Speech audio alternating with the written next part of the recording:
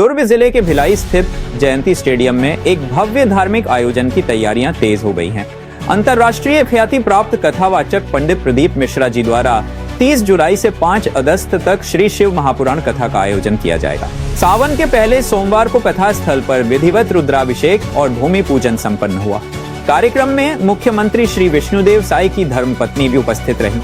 इस पावन अवसर पर सैकड़ों श्रद्धालुओं ने भाग लिया और भगवान शिव के जयघोष से वातावरण गुंजायमान हो उठा। कथा स्थल पर 5 विशाल पंडाल बनाए जा रहे हैं, जिसमें लाखों श्रद्धालु कथा का श्रवण कर सकें। आयोजन समिति का दावा है कि यह कार्यक्रम छत्तीसगढ़ के धार्मिक इतिहास में मील का पत्थर साबित होगा। यूनाइटेड न्यूज ऑफ एशिया के लिए भारती पौड़ की रिपोर्ट। देखिए, पूर्व की भांति आपको जानकारी था कि सावन का प्रथम सोमवार के दिन आज रुद्रा महाअभिषेक किया गया और उसके बाद भूमि पूजन किया गया।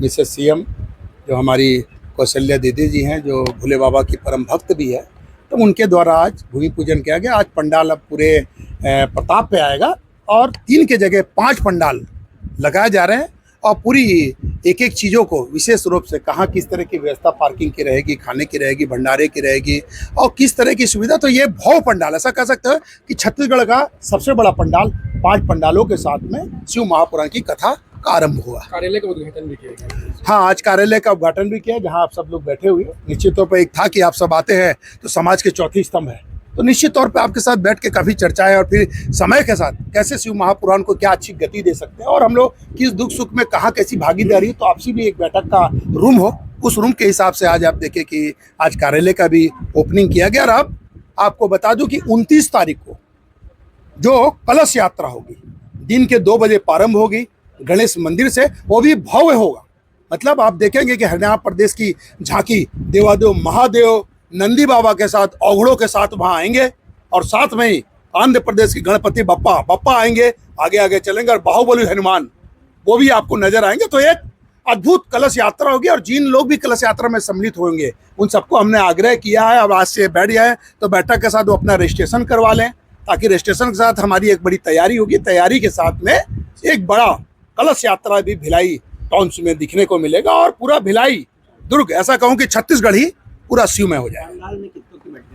लाखों लोगों की बैठने की व्यवस्था, क्योंकि 5 पंडाल है, एक में कम से कम 70-80 हज़ार आ जाते हैं, तो निश्चित तौर पर 5 पंडाल में अनुमानित कर लीजिए 3.5-4 लाख तो ये हो जाएंगे। बाहर की और व्यवस्था कर कुल मिला के आप देखेंगे कि किसी भी भक्त को कोई तकलीफ दुख या पीड़ा परेशानी न हो। इसके लिए बोलबम कार्यकर्ता कटिबद्ध है, तैयार है और पूरी निष्ठा पूरी ईमानदारी के साथ 24 घंटे लगेगा और सेवा में लगे, क्योंकि बोलबम सेवा एवं कल्याण समिति है। सेवा से कल्याण हो, इस भाव से बोलबम समिति है। तो हम सब एकजुट हैं और एकजुटता के साथ आपसी भाईचारा और प्रेम से रहते हुए शिव महापुराण की कथा का आनंद लेंगे और पूरा भिलाई दुर्ग, जैसा कि मैंने कहा, शिव में हो जाएगा। बहुत कुछ कहेंगे। राधे राधे, बोल बम, हर हर महादेवा, शंभो। बहुत बढ़िया। हमारे दया सिंह भाई जी, इनका विशेष जिद, आग्रह नहीं जिद, किससे? भोलेनाथ से। गुरु के दरबार में बैठ गए कि मुझे सावन में कथा चाहिए। गुरुजी ने बोला कथा के लिए कोई तारीख नहीं है, सब फंसा पड़ा है। पता चला ये धरना पे बैठ गया। कैसे भी करके सावन में चाहिए, चाहे आप 3 दिन का दो, 5 दिन का दो, 7 दिन का दो, जैसे भी दो।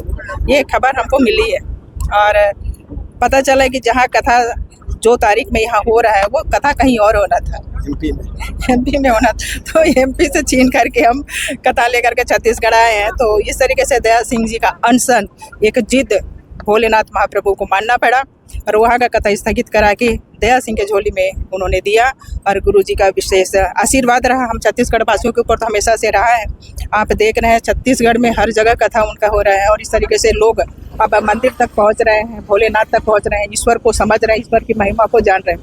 तो बहुत अच्छा इनका आग्रह था और वो आग्रह में हम भी शामिल थे कि हम दीदी के हाथों ही भूमि पूजन कराएंगे। वो भी जिद थी।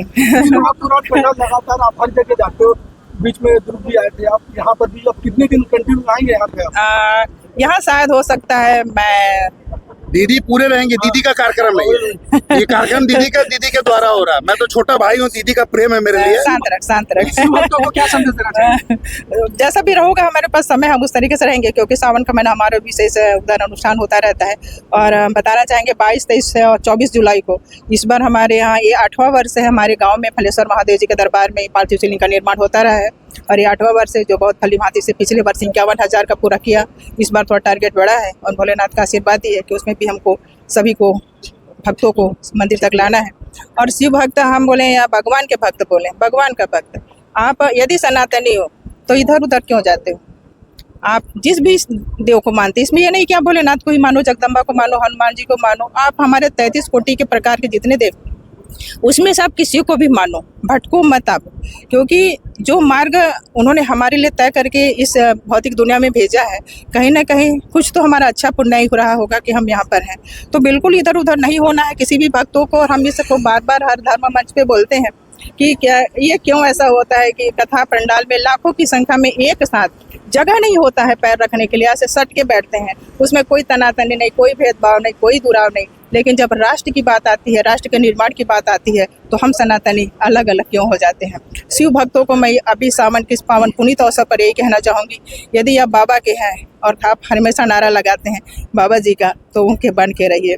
कभी भी हो, चाहे वो राष्ट्र हित हो, देश हित हो, अपने गांव के हित भी हो, घर के हित हो, आप एक रहिए, संगठित रहिए, धर्म से भी कभी मत होइए। तो दया सिंह ने कर दिखाया और आज भव्य अभिषेक भी रहा और उसमें हमने भाग लिया। और अभी भूमि पूजन होने जा रहा है जिसका पंडाल भी तैयार हो जाएगा। और आगत समय पे यहाँ पे आप देखिएगा शिव भक्त हमारे आ रहे हैं। और हम जो मदेश्वर महादेव अभी मयाली, वहाँ भी हमने हर सोमवार बैठक लेकर के तय कर दिया है कि हर सोमवार वहाँ कांवड़धारी पहुँचे यथाशक्ति तथा भक्ति, ताकि हम महिमा जो शिव जी की है उसको गली गली पहुँचा सकें। तो ये है। और हमारे पार्थिव शिवलिंग का विशेष अभियान जो चल रहा है, शिव हम रायपुर में भी पिछले वर्ष किए थे हाउस के अंदर, इस वर्ष भी करेंगे। तो इस तरीके से भक्तों को जोड़ने का प्रयास। सावन का पहला सोमवार है, प्रदेश की खुशहाली के क्या?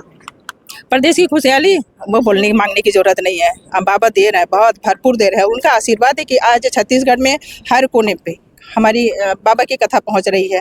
और हमारे महाराज जी भी ऐसे मिले, भोलेनाथ का आशीर्वाद ही रहा है, क्योंकि मैं भोलेनाथ की सेवा करती रही हूँ, पर कहीं ना कहीं कुछ उल्टा सीधा भी होता रहा होगा। और एक दिन अचानक मोबाइल में मैंने देखा, गुरुजी का कथा सुना और मुझे लगा कि कुछ अलग है, कुछ अद्भुत है।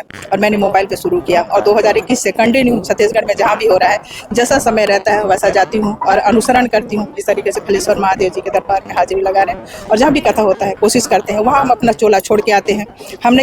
हम ये उसमें छोड़ देते हैं कि हम किस पद में हैं या साया जी किस पद में, हम उनको लेके नहीं घूमते। जब भी हम कथा पे आए, हमने किसी को बताया नहीं कि हम प्रदेश अध्यक्ष की पत्नी है और इस तरह कथा में आ रहे। कहीं भी जगह मिला हमने बैठा, कुर्सी की आवश्यकता नहीं, आप वहाँ पे भक्त बन के आइए, खाली बन के आइए। ठीक है, थैंक यू।